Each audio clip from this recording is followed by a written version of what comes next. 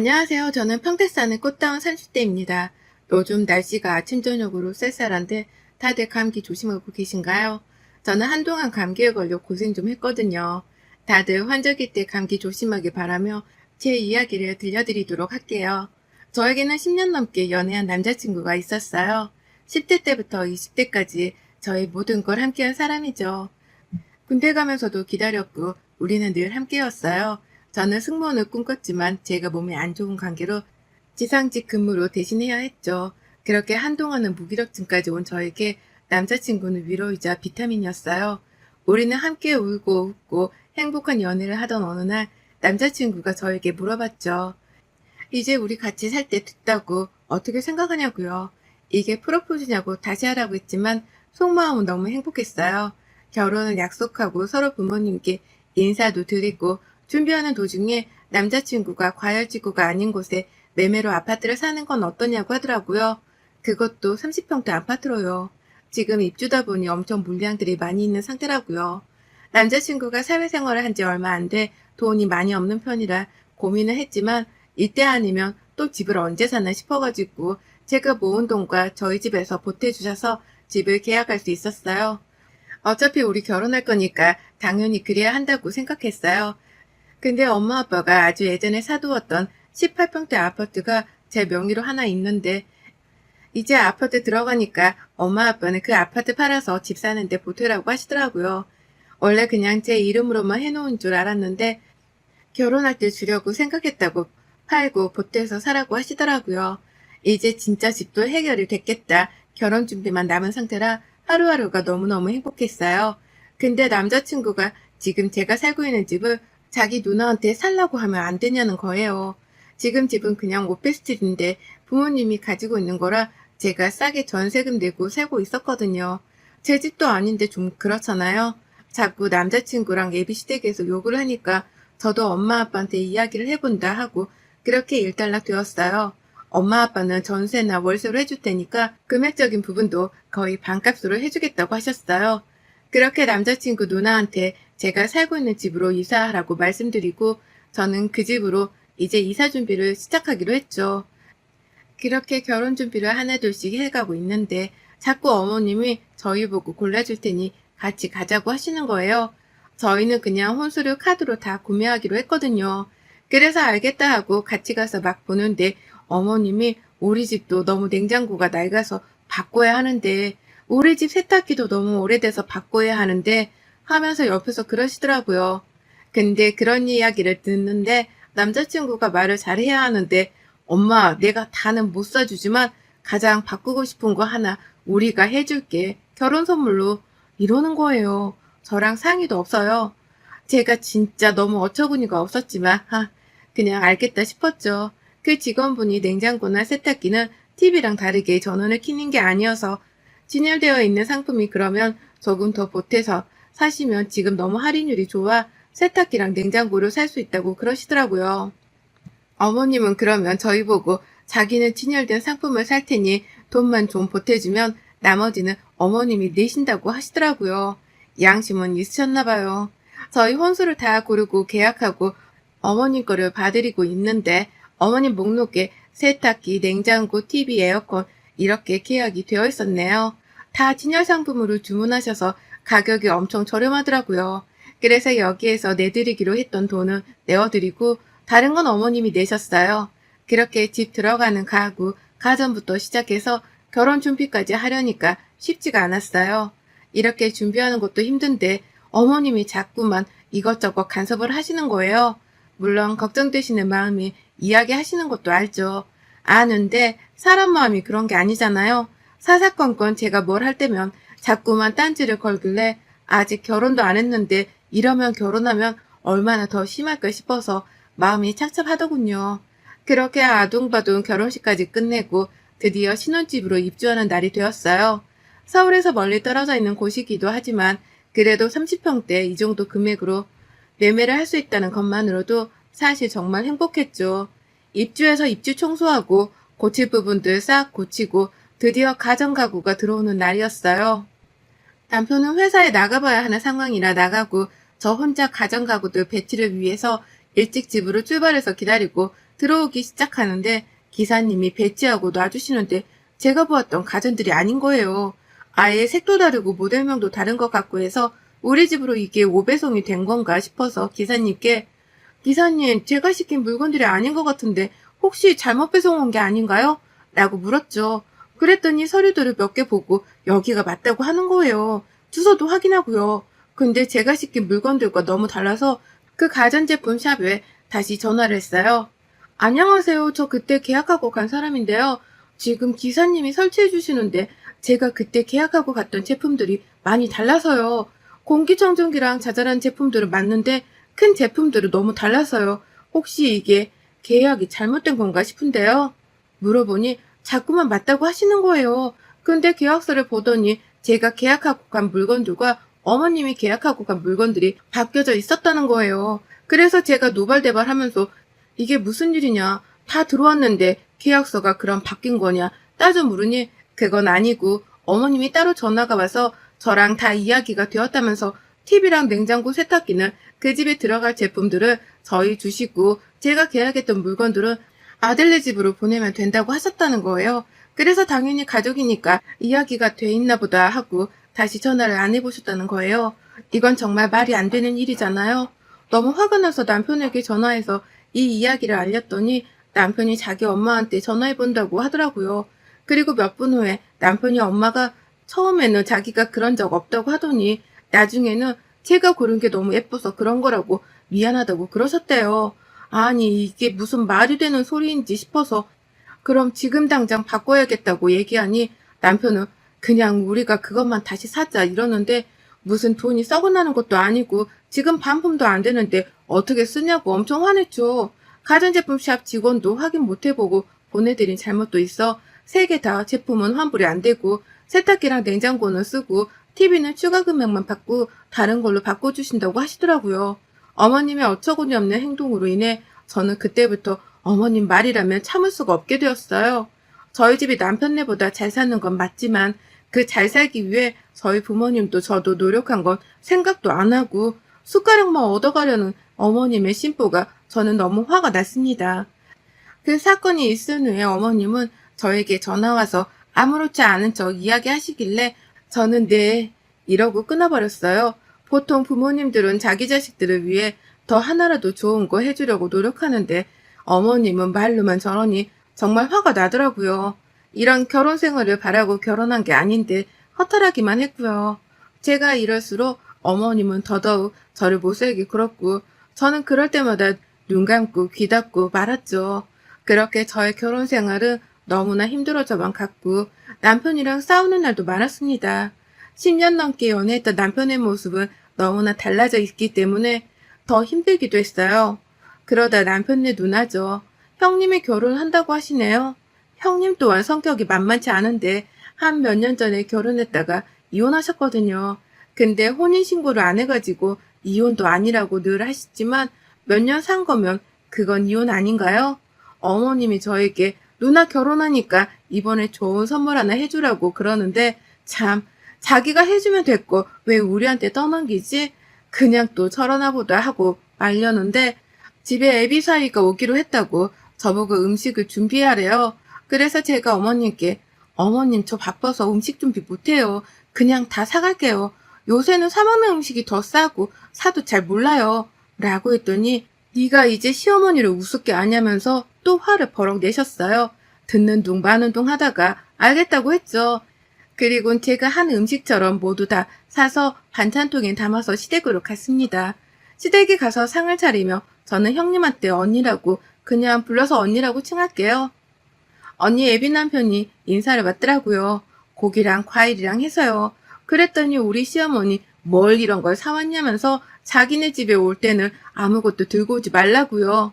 속으로 욕 많이 했어요. 참 저런 가식 이러면서요. 앉아서 식사를 하는데 결혼식장부터 이런저런 얘기를 하더라고요. 그렇게 식사 자리가 끝나고 뒷정리를 하고 집에 가는데 남편이 저에게 언니네 애비 남편이 언니가 결혼한 걸 모른다네요. 그래서 내가 아니 그거 사기 결혼 아니냐고 그랬더니 남편은 누나가 혼인신고도 안 했지 않냐. 이혼은 아니라고 그냥 말 안 한 거지. 제가 그래도 그 부모님이 아시면 얼마나 그렇겠냐고 어느 정도 이야기를 해야지 아예 숨기고 결혼하는 게 말이 되냐고 막 그랬죠. 엄마가 괜히 그런 거 말해서 흠 잡히면 그렇지 않냐면서 다들 숨기자고 했대요. 뭐 나중에 들키면 알아서 해라 이러고 말았어요. 그러고 돌아오는 명절에 저희 분노가 폭발한 사건이 있었죠. 남편네 아버님, 저희 시아버님은 저희 결혼하기 1년쯤에 지병으로 돌아가셔서 명절에는 꼭 아버님 제사와 산소에 갔다 오곤 해요. 저는 결혼하고 맞는 첫 명절이라 어머님이 말씀은 안 하셔도 제가 준비를 하려고 했어요. 예전에 제가 남편이랑 10년 연애하면서 부모님이랑 대판 싸우고 집을 나와 아무데도 갈 데가 없었던 날이 있었거든요. 그때는 뭔가 남편한테도 전화하기가 그래서 혼자 덩그러니 역 앞에 앉아 있었는데 그때 아버님께서 그때는 남자친구의 아버님이었죠. 저를 몇 번 보신 적이 있었는데 제가 혼자 앉아 있으니 가출했다고 생각하셨나 봐요. 저에게 제 이름을 부르면서 우리 아들 여자친구 아니냐면서 아저씨가 안 그래도 집에 들어가기가 아쉬웠는데 같이 밥 먹자고 해주시더라고요. 그러더니 제가 진짜 그때 떡볶이를 좋아했는데 떡볶이랑 김밥이랑 튀김이랑 잔뜩 사주시고 아이스크림도 같이 먹으면서 이런저런 이야기를 해주셨어요. 그리고 집 앞까지 저를 데려다 주신 적이 있으신데 아직도 그 일만 생각하면 울컥해요. 그리고 나서도 아버님은 늘 제 생각을 참 많이 해주셨어요. 제가 참 많이 따르기도 했고요. 그 마음으로 저희가 결혼할 때까지 건강하시기를 바랬는데 결혼식을 못 보고 일찍 돌아가셔서 장례식에 가서 정말 많이 운 기억이 나요. 그래서 아버님 기일에는 여자친구로서도 늘 참여해서 이제 며느리가 돼서 제가 아버님 재산을 꼭 지내드리고 싶다고 했거든요. 그렇게 첫 명절이 되고 저는 정말 열심히 음식을 만들었어요. 아버님이 각종 전을 정말 좋아한다고 하셔서 제사 때는 꼭 어머님이 전을 되게 많이 만들어 놓으시더라고요.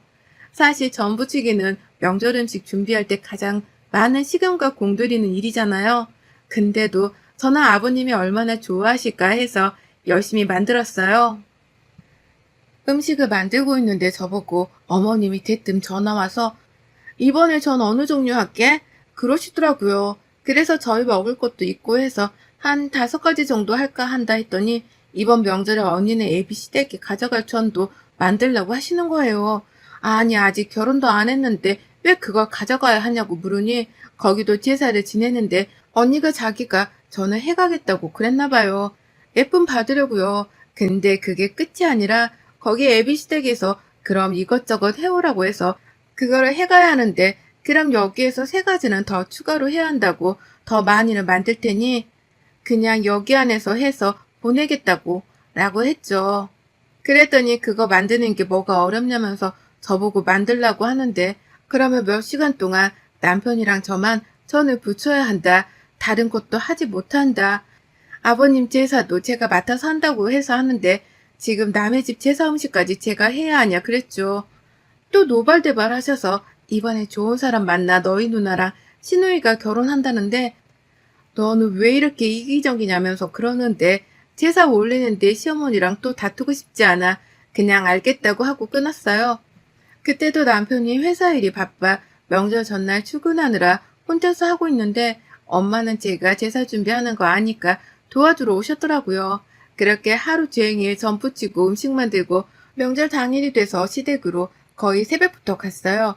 언니는 자기 빨리 가야 한다고 오라 그래가지고 가서 언니가 가져갈 거부터 싸서 보내려고 하는데 시어머니가 열어보더니 아니 내가 지금 고추전 해오라고 했지 왜 다른 걸 해서 얘를 보내냐 욕먹이게 이러시는 거예요. 그래서 고추전까지 하려고 했는데 시간이 너무 없었다. 저희 엄마도 와서 도와주셨는데 그냥 이번에는 이렇게 가라고 잘 말씀드렸어요.